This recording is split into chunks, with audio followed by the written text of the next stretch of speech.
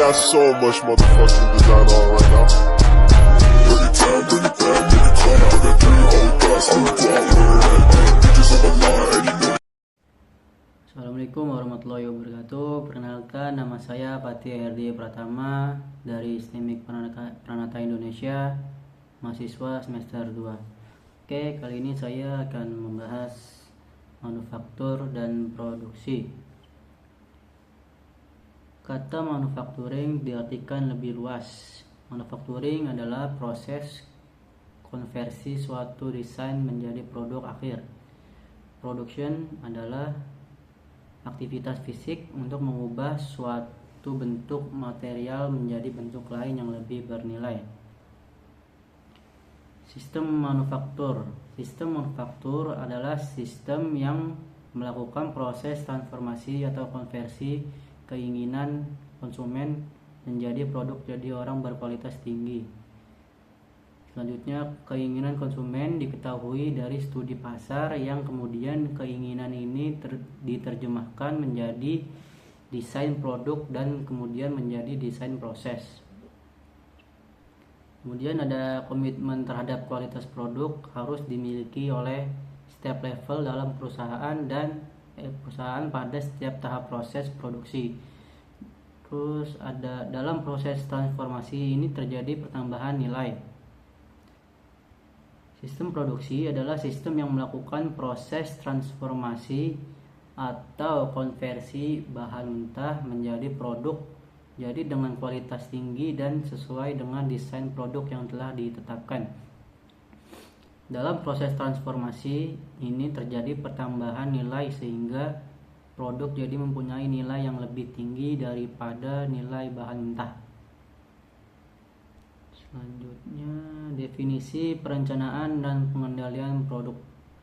Perencanaan dan pengendalian produk yaitu merencanakan kegiatan-kegiatan produksi agar apa yang telah direncanakan dapat terlaksana dengan baik.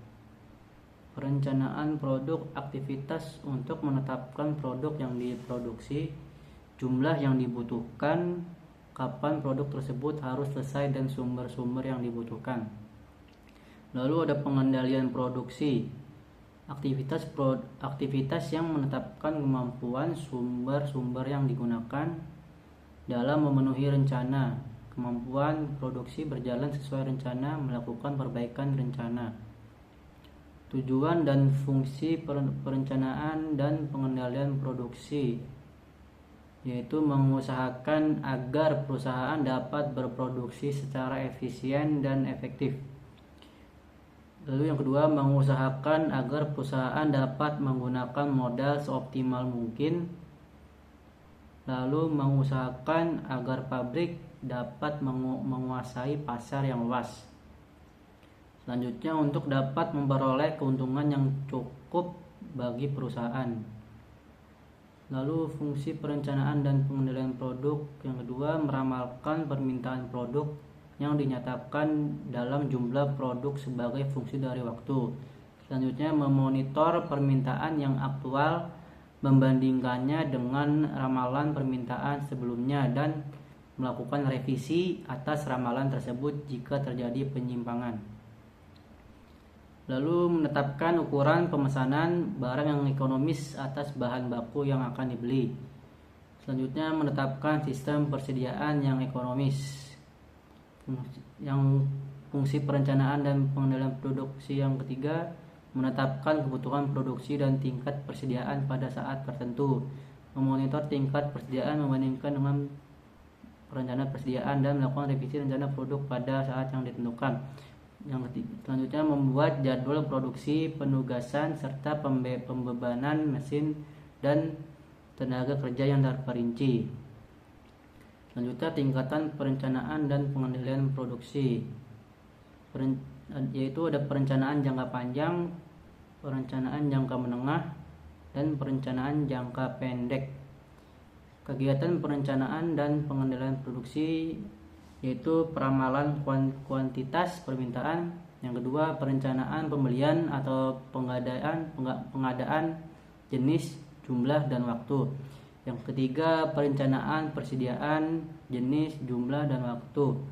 Yang keempat, perencanaan kapasitas tenaga kerja, mesin, dan fasilitas. Yang kelima, penjadwalan produksi dan tenaga kerja.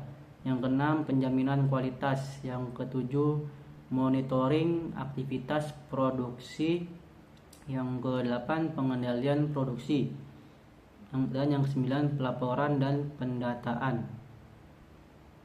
Klarifikasi sistem manufaktur satu tipe produksi, make to stock atau MTS.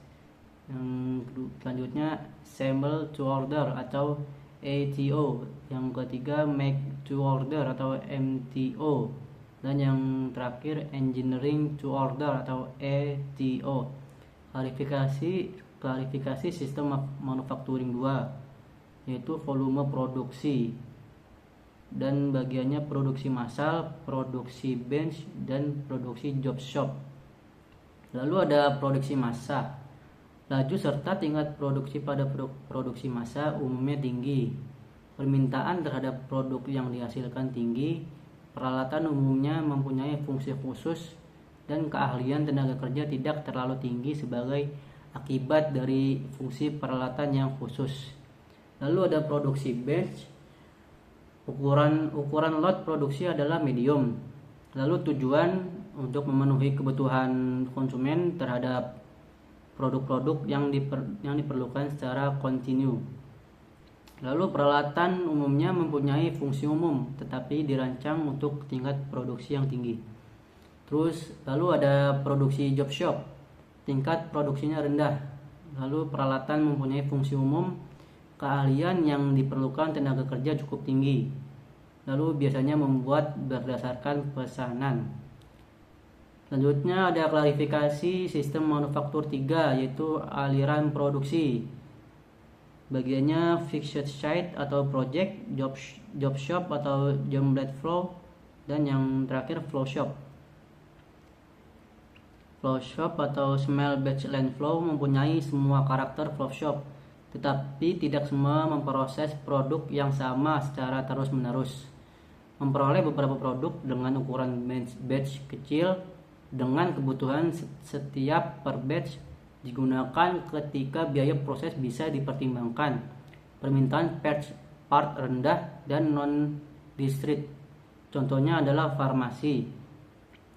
Lalu ada large batch atau repetitive line flow. Memproduksi produk discrete dalam volume besar tetapi tidak kontinu. Lalu ada continuous line flow, mereferi pada proses kontinu dari fluida, bedak, logam, dan lain-lain. Biasa digunakan pada industri gula, minyak, dan logam lainnya. Lalu ada klarifikasi sistem manufaktur 4, tata letak atau layout. Lalu ada fixed position layout. Lalu ada proses layout dan product flow layout.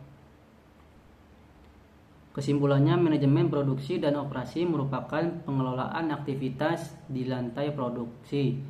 Pengertian sistem manufaktur lebih luas dari sistem produksi. Ada berbagai jenis sistem produksi dan respon terhadap konsumen sehingga diperlukan perencanaan dan pengendalian yang berbeda.